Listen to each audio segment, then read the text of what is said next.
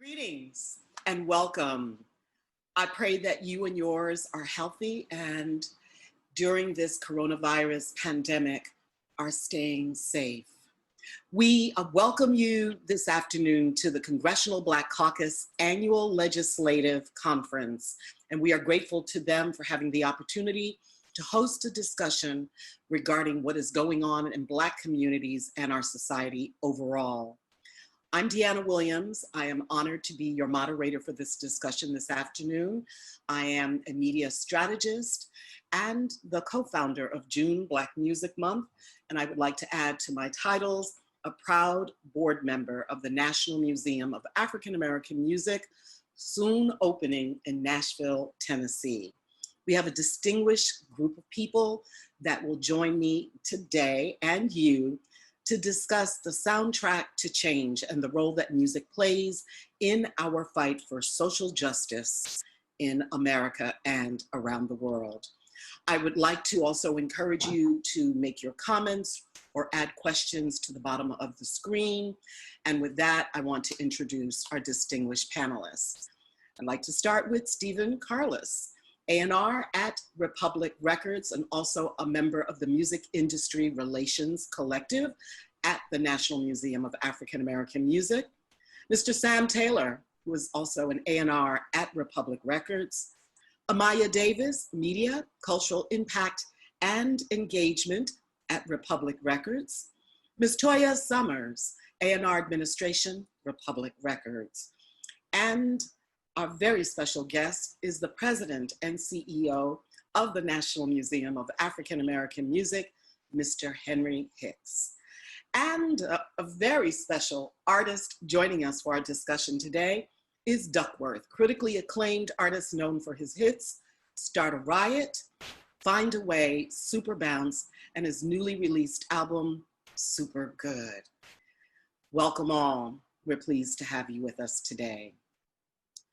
To get things started in the right headspace, I have a lightning round of questions for everyone on the panel. And the question is, what is the greatest civil rights anthem, the greatest song to inspire change ever made from your perspective? And I'd like to start with Steve. I'd like to say Kendrick Lamar's All Right. I think his take on that was about love, but identity kind of meshed in with an artistic and artful message and build out. I really appreciated that, and I think that's a standout for me. It's a great one. It's a modern day anthem for sure, given what is going on. Sam, could you?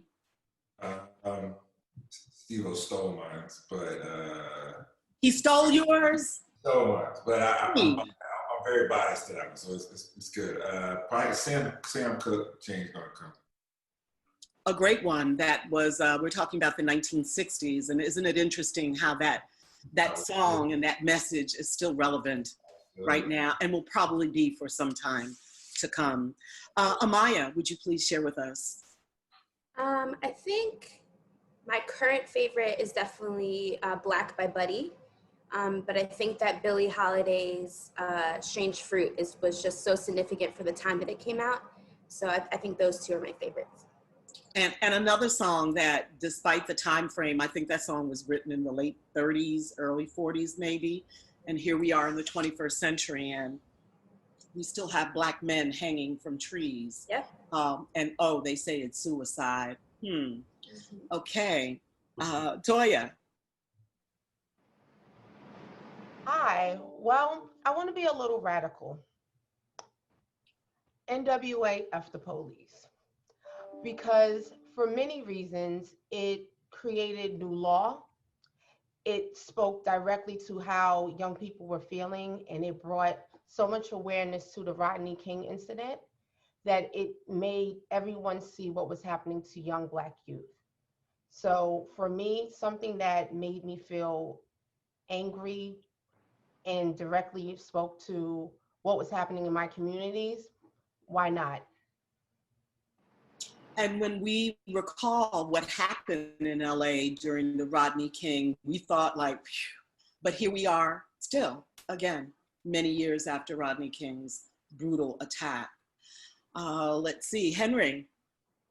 Yeah, well, you know, my one of my modern day favorites is the song "Glory" from the Selma soundtrack. But you know, the first one that came to mind for me is Donny Hathaway's "Someday We'll All Be Free." From the album Extensions of a Man, great song, and I agree, Henry, that is just Donny Hathaway's words still resonate. But Glory, the Oscar-winning song for that film, from John Legend and Common, and shout out to them.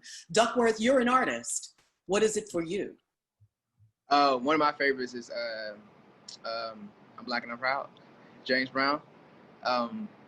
Simple, straight to the point. It was a time where they was, you know, putting forth so much effort to break Black people down from their actual power, you know, so to be able to just say the statement, like it's not even super complex, it's just say it loud, I'm Black and I'm Proud. That was one of my favorites. Exactly, and his live version of that is just off the chain. It's really, Yeah. and you know, Duckworth, it came out at a time where Black people, we were coming out of it was the post-civil rights era, and folks were wearing their fros and dashikis and were filled with pride. And so it was a thing. And a lot of folks at that time were still being called colored or Negro. So very proudly, James got rid of his conch, wore his fro, and it just started, you know, really kind of kicked things into high gear along with the Black Panther movement, I have to add. So Very pivotal. Yeah, absolutely. All right, so Henry, tell us, you know, the role of music, Black music, obviously, is what we're discussing today, in the movement, and how it has informed, consoled. Share with us some of the history of Black music in the movement. Yeah, I mean, you know, I think that in many ways, you know, music is the movement, and you know, really since the beginning of certainly, you know, times in this country, music really got that started from the time when the Africans' drums were taken from them in the 1600s, when you know, sort of the enslaved were communicating with their drums across townships and communities to say that we're gonna riot and we're gonna break free. They were using drums as a form of music to communicate and to say, you know, we are going to use this means of communicating for the purpose of civil rights, you know, all the way up through DaBaby's Rockstar being now used as a song that is to say that we need to resist and recognize what some police officers are doing in our communities.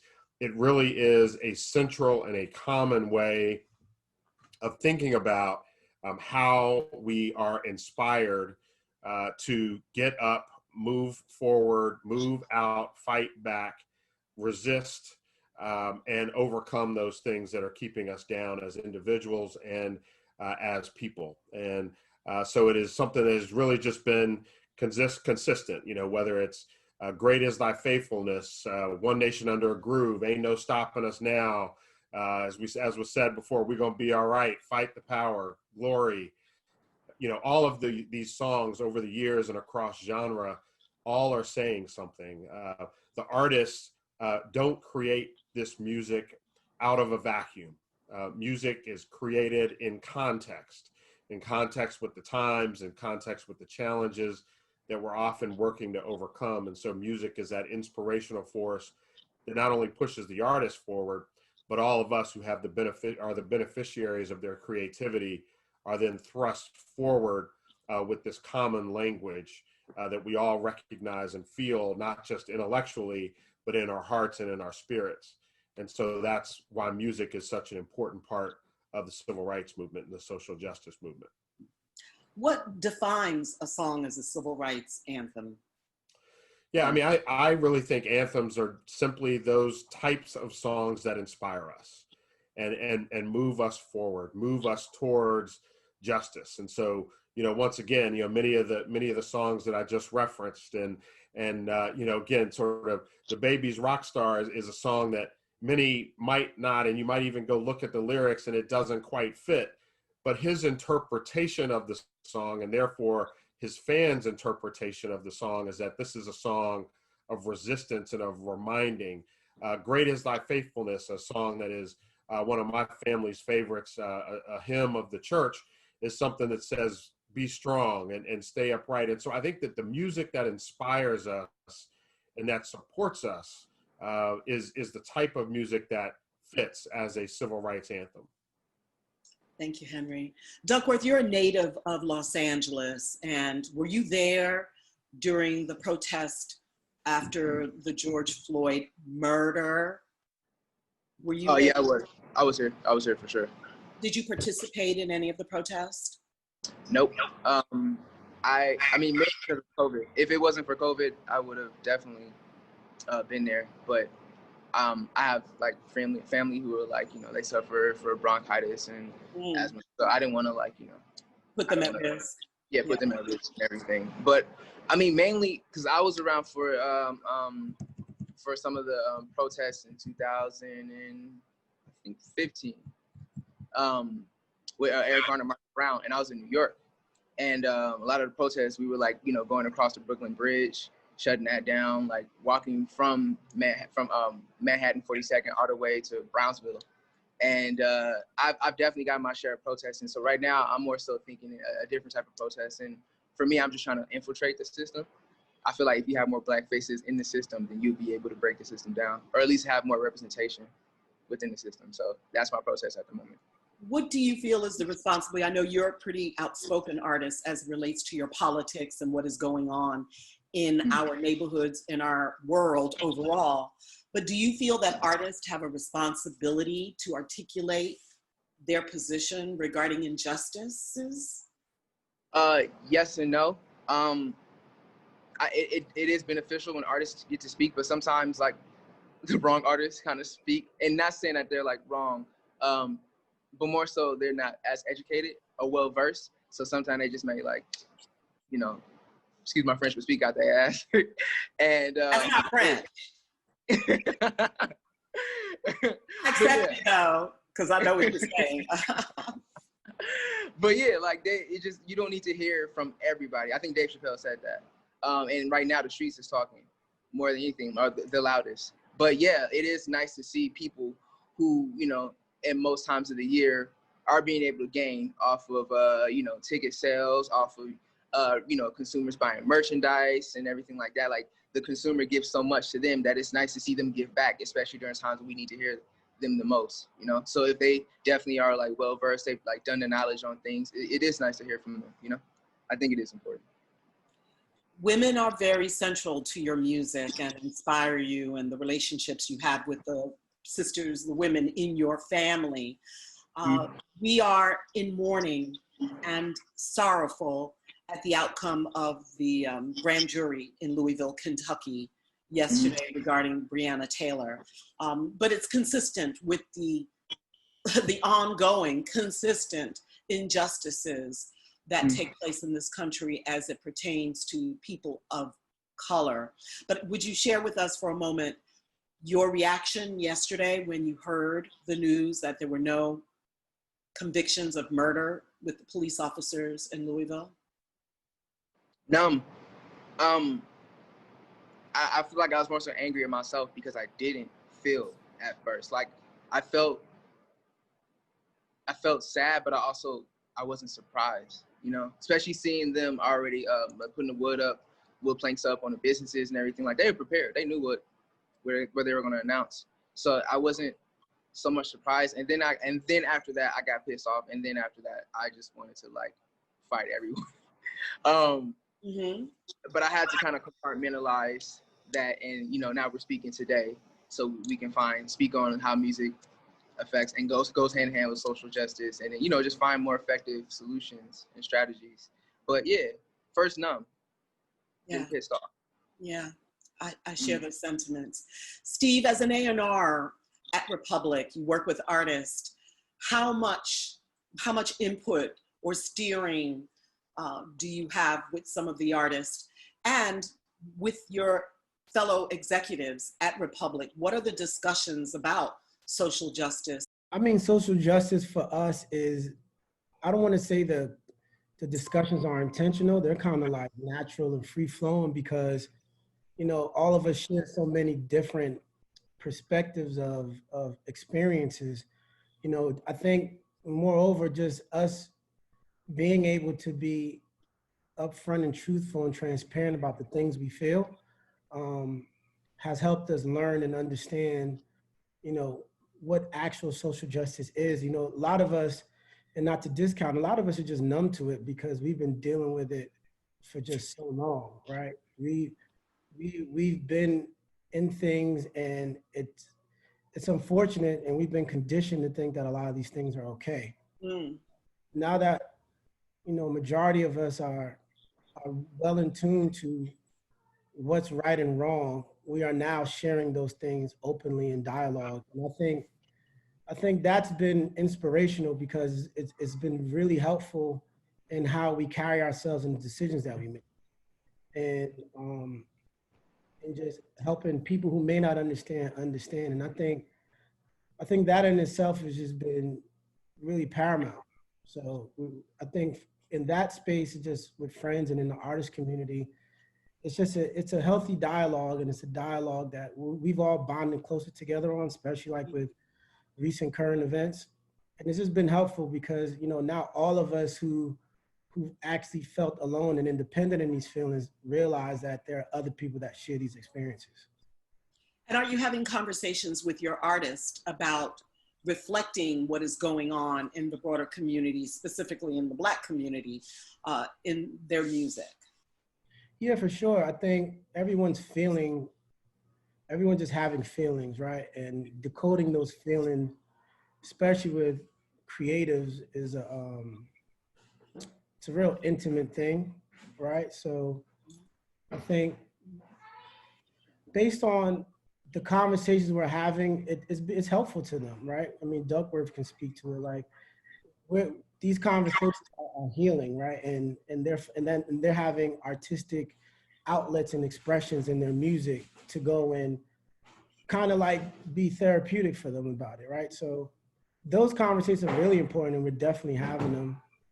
And I mean, for me, they've just been helpful. I can only imagine what it's doing for the creative. Yeah, I think it's going to be interesting to hear the quality, the caliber of music that comes out of not just the pandemic, but also out of the outspokenness and the power and the articulation of people, primarily of color. And of course, there are white allies, as we refer to them, marching in the streets as well. But I cannot wait to hear what comes from this period of time. Amaya, your role at Republic, talk to us about, well, there are multiple things, but I want to ask you about, in your title, it's cultural impact and engagement. That's part of your role at Republic, and you are also on the UNG task force for meaningful change. So from your perspective as an African-American woman in this position, define that and also share with us what UNG, the task force, is doing for meaningful change as it pertains to our music and artists. Yeah, so I have a dual role where I work both as a publicist and also in the social justice space. So on the PR end, I work with mostly hip hop and R&B artists who are mostly Black. And so with the climate of the country right now, the two roles really started to intersect, and it became just more imperative than ever to me to pursue my passion for social justice and helping our artists, you know, use their voices to evoke change. But also it was important for me to help Republic as a company, you know, address the really disheartening issues that are plaguing our country right now, because it is, you know, it's a really harsh reality of the world that we're in right now. And Republic is such a significant company that reaches billions of people. So for me, it was an opportunity to put help Republic be at the forefront of these issues. You know, I'm helping to, you know, fight to dismantle corporate America's systematic issues, holding the executives accountable, you know, and using the massive platform, you know, that we have with so many talented artists that have an incredible reach, you know, to make a real difference. So in this role, I co-lead with Steve-O, our Republic Records Action Committee, which addresses several issues in the social justice space. So, you know, fighting for justice for Breonna Taylor, which we all know, you know, how that went yesterday. Also just, emphasizing the importance of this election and voting. Everyone register to vote and votes. And also, with that, I'm also partnering with the existing UMG diversity team to just help at the label level execute all of the great initiatives that they're working on as well. And as you mentioned, I'm also working with the UMG Task Force for Meaningful Change, which we are as well addressing many different issues from mentorship to the internship. A lot of it is internal stuff, but also making sure that we are involved in the public space as well, really hoping to make a change. And I think it's important, we work with artists, again, who have so much access, they have so much power, so much influence. So when working with them, I really encourage them to use their platform. I help them find opportunities, organizations to get involved with, anything to really get their voices out there. It's really important to encourage artists to use their platform and to bring light to issues because, again, their access to the world is incredible and they have a really amazing chance to really make change. So there are a lot of artists who are nervous about speaking up in the political space and speaking up on social justice issues. And everyone's, it's their prerogative and they can do what they want to do. But for me and the artists that I work with, I want to really encourage them to use that platform because otherwise you're just another silent voice. Is the fear that they will alienate segments of their audience, or are they just, back to Duckworth's point, some of them are not adept at being able to discuss social issues comfortably? Yeah. I think they're afraid of backlash and, maybe, a certain portion of their fan group, they're afraid of losing that. But in all honesty, if you're afraid of that, then those people are probably people that, you should really think about as far as like your fan base. It's a really hard thing and I understand it. But if you're fighting for something that's right, then I think that that's worth exploring because otherwise, again, you're just another quiet voice in a world of, that we need to be really fighting for to make a better place. Sam, I want to kind of go back to Steve's point or the question that I addressed to him about the artists that you work with. You're in a very key position as the A&R with artists. And to Amaya's point, you have on Republic some of the biggest artists in the world, the super A-listers. Many of them are at your company. So Sam, I want to know about your interaction and conversations with your artist regarding social change and the music that they're creating now or will come. I think first is obviously, going to Duckworth's point is, the intentions and making sure what you're trying to convey is the correct thing. Because I think if you're an artist and you're just speaking because every other artist is, the intentions aren't correct, and again, if you're not saying anything, it's saying a lot. So the conversations that, with most of the artists we're having is making this from the heart, making sure it's from the heart and organic and making sure it's, about moving forward and helping. Okay. Toya, let's talk about what, when we were talking about Kendrick Lamar a little earlier, and I immediately, when I heard, all right, I saw the video in my head. Let's talk a moment about the significance of the visual to go with the music, but the impact of videos that have influence and range in our communities that are of a political nature. Can you address that, please? Yes. Right now we live in a visual world. The reason why we are aware of what's going on in this social climate is because everyone's able to post up videos. I think the brilliance of an A-list artist like Beyonce that made Black is King, that made a 90-minute long theatrical piece to celebrate our culture is part of the things that we should be doing to move things forward. But even down to just an artist being engaged on their Instagram to share them doing things that are positive. Even in preparation for today's panel, I just went looking at different visuals and I felt good when I watched Drake's God's Plan video because it was actually a positive reflection of what you can do to just impact on just a human level. And the more you see, the more you know. And we are educated as well as we're stimulated by what we're seeing. So the more that we see things being done the right way, it will penetrate us to continue and grow as a people. And the more we are outraged by visuals that show discrimination, brutality, racism, hopefully it will continue to foster our creatives to speak loudly and be the change that they want to see.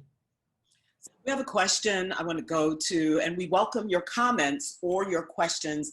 Time is zooming by, so we invite you to come into the discussion. And Amy asking, what track defines today's social justice movement? Has it been written yet?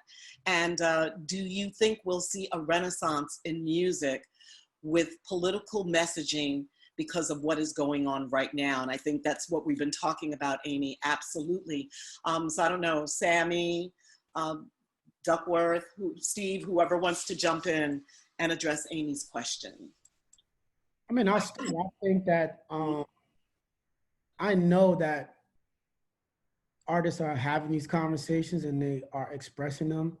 I don't know if we've gotten to the point where there's been one particular song to point to, but there's been many artists that have done many things that have expressed their disdain for what's going on, and how that relates to if there's going to be a build out of a renaissance.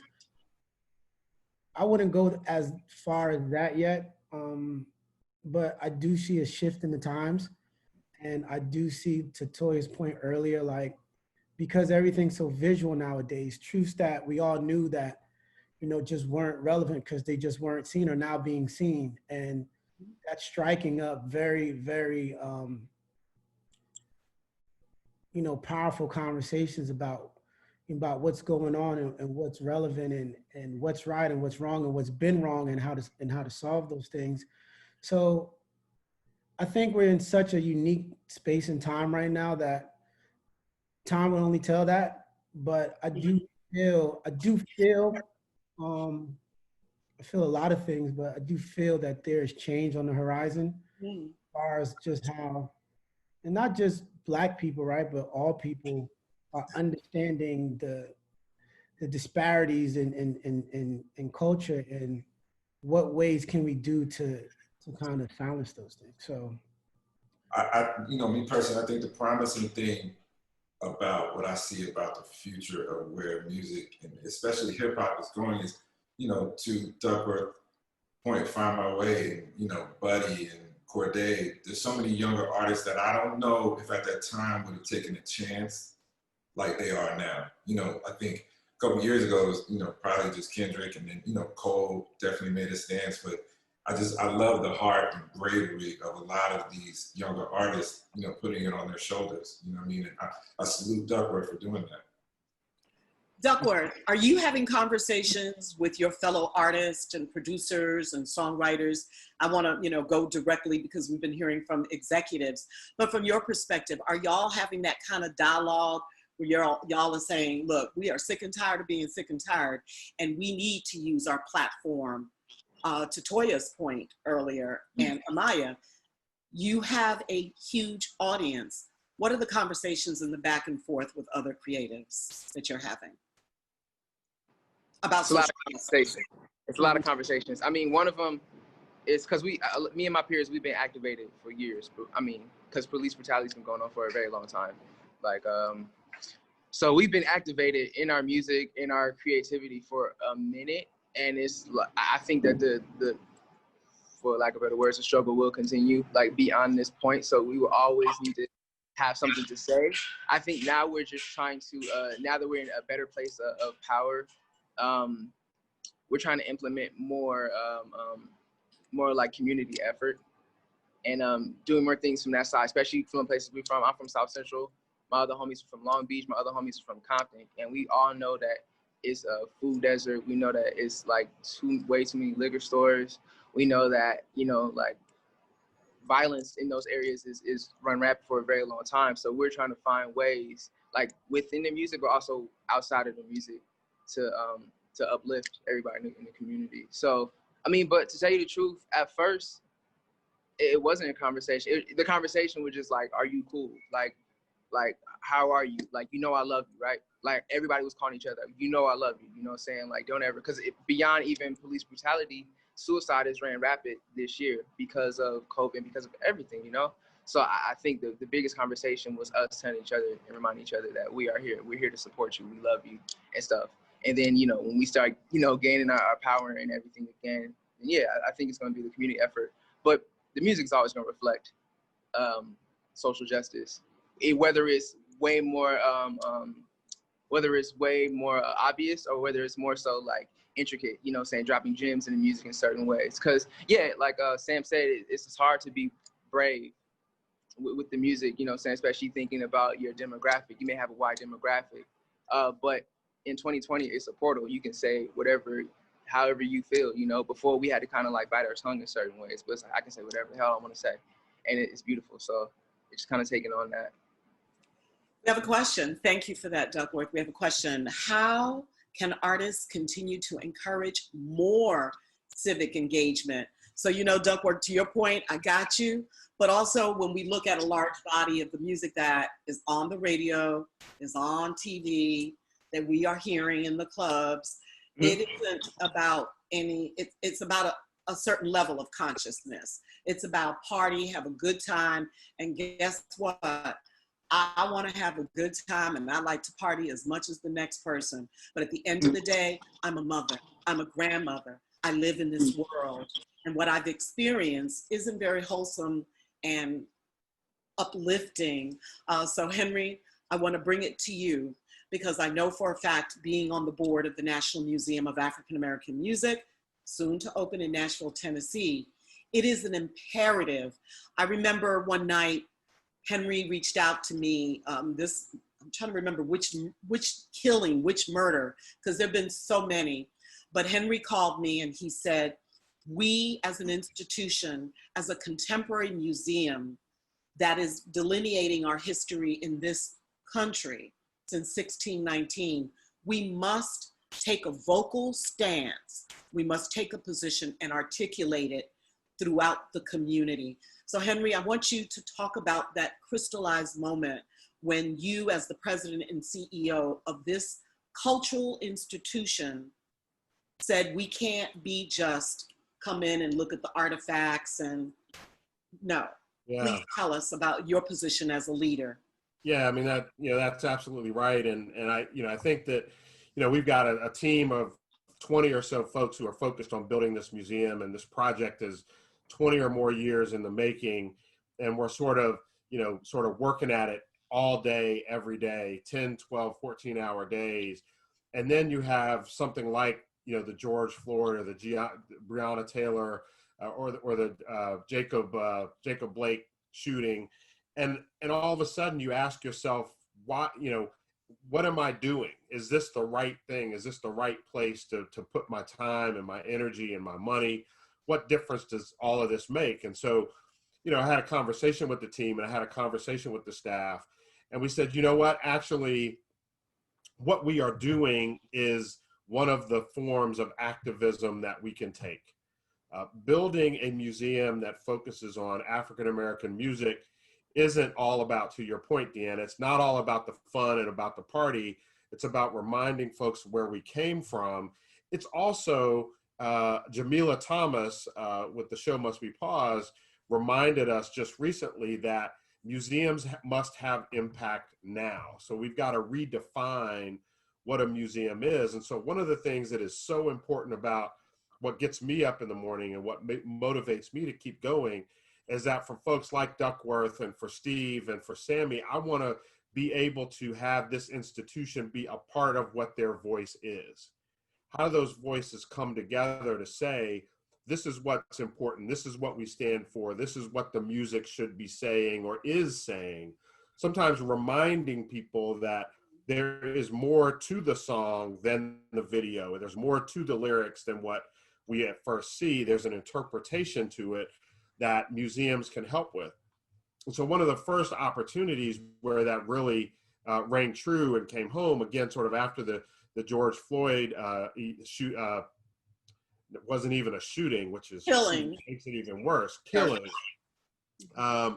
was, some teenagers in Nashville decided to hold a march, and they met on the Capitol Mall, and they decided that they were going to march downtown. About 10 or 15,000 people from Middle Tennessee showed up to join them. This is a group of 5 or 6 high school teenagers, and they decided they were going to march. And one of the things that they did was they said, we're coming to 5th and Broadway, downtown Nashville, which is where the museum is.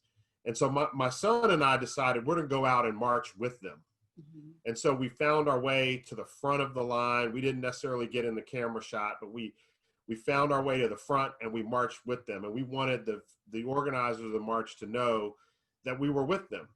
And in fact, they actually stopped the march in front of the museum and took a knee. And what was interesting about that moment was that they went from singing and chanting to being very quiet.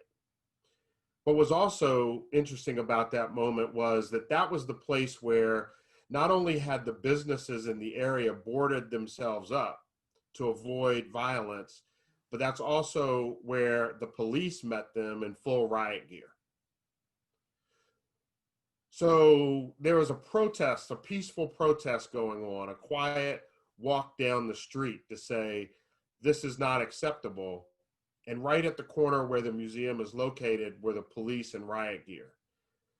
And so as an institution, as our museum, we were really flattered and honored to be a part of that, both as a person, but also as the institution that we represent. And that's what we want to be doing for the music industry, is being that place where the voice and the message can come together and be coalesced in such a way that what comes out of our place is what is important to the industry and to the artists that are part of it and to the executives that lead it.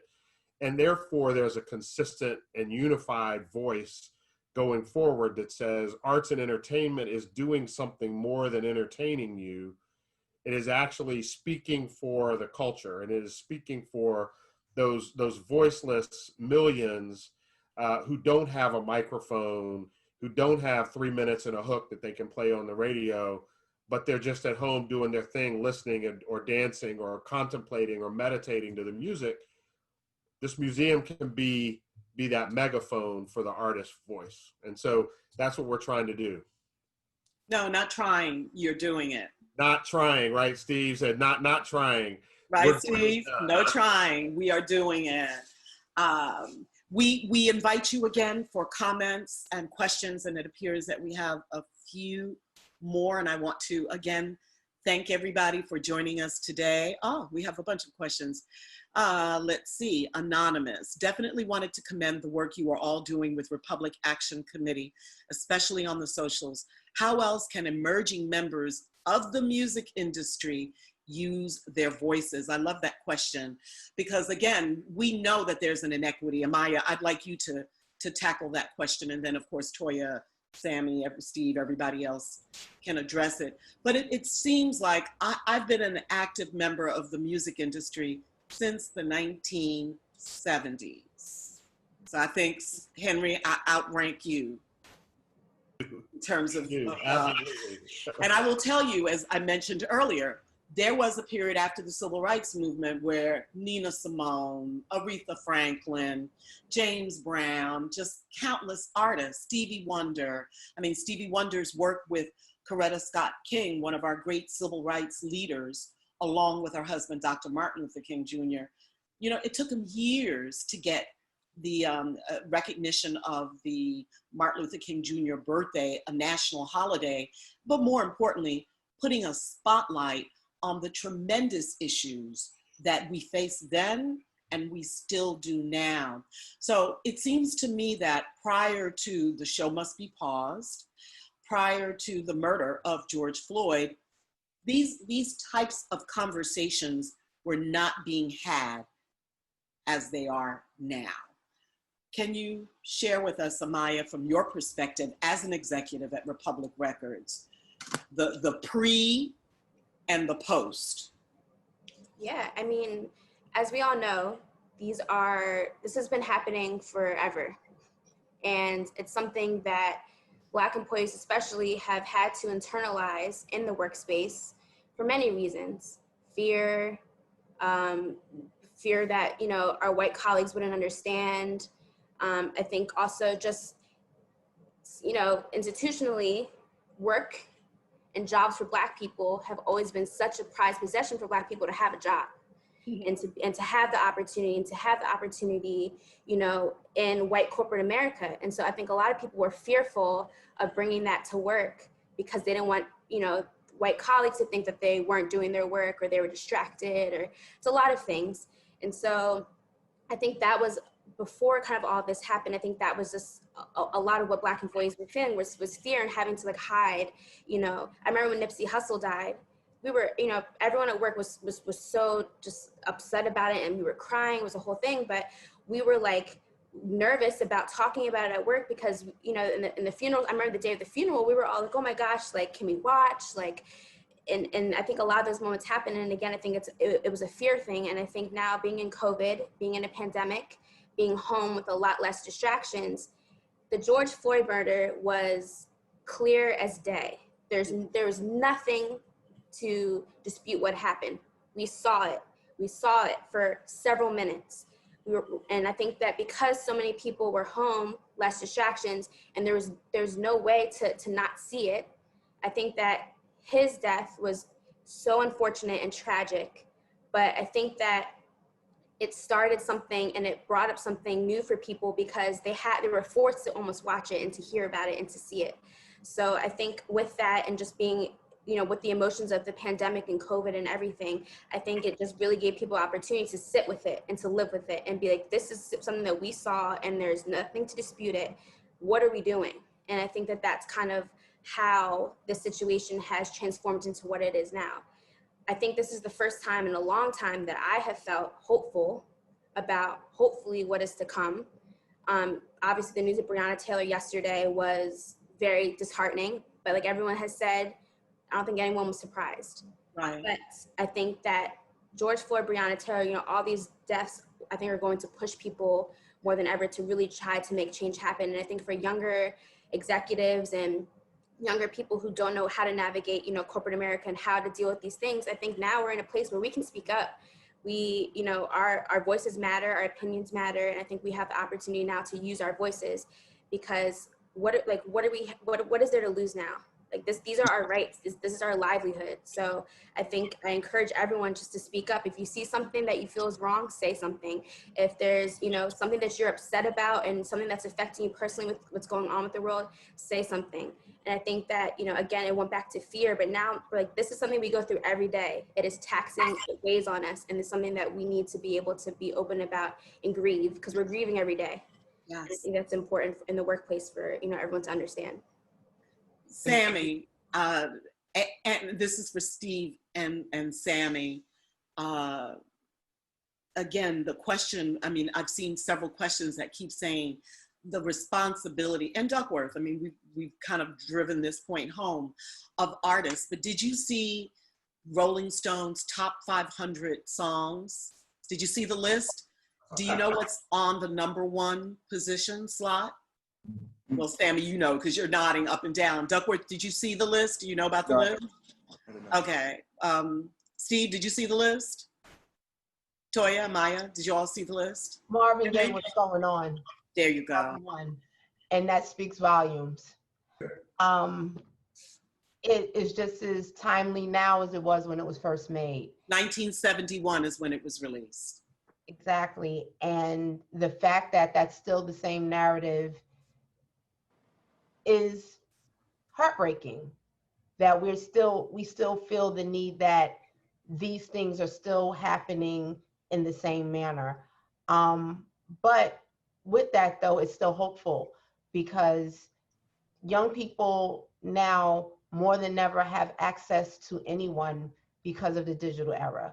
So we have this great opportunity to use our voices responsibly.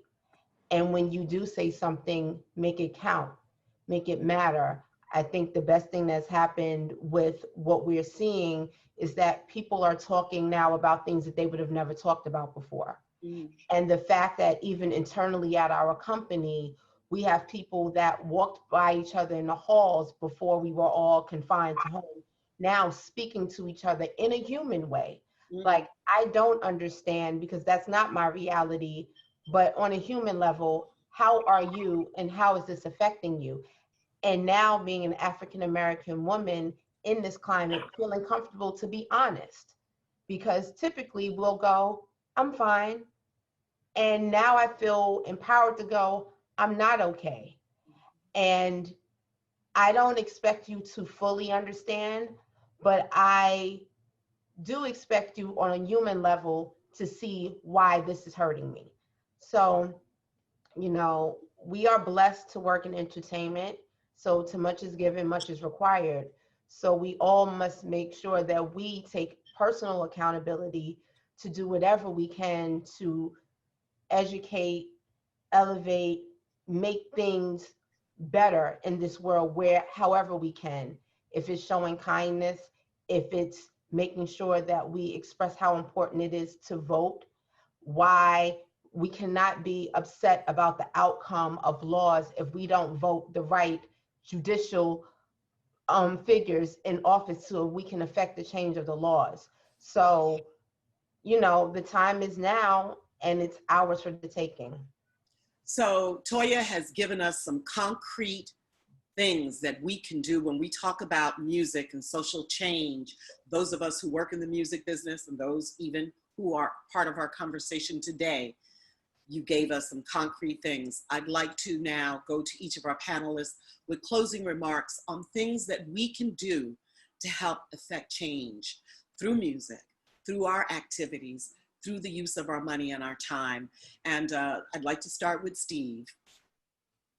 I would say, just with the last message, it's about responsibility and individual action.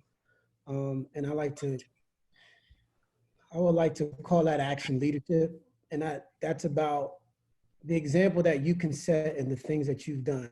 And I think that's most important.